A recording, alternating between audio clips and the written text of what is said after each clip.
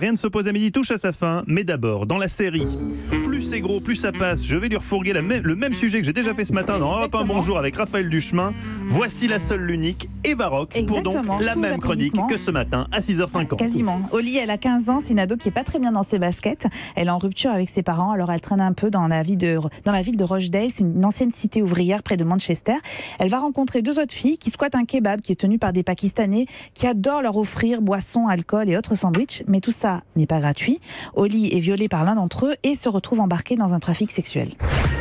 Elles ont entre 13 et 15 ans. Trois jeunes filles fauchées dans leur innocence. Viens, on va à côté. Oli, tu vas avec lui? Amber, avec ces deux-là.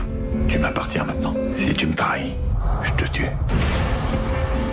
Ça n'existe pas un enfant qui se prostitue. Combien de victimes? Des dizaines de jeunes filles abusées sexuellement par un groupe d'hommes d'origine pakistanaise. Three Girls, c'est l'histoire vraie en fait, reconstituée avec la plus grande rigueur dans cette fiction à la Ken Loach en 3 épisodes. Malgré les déclarations à la police et aux services sociaux, les autorités n'ont pas enquêté, n'ont pas bougé, par peur notamment d'être accusées de racisme à l'égard de la communauté pakistanaise.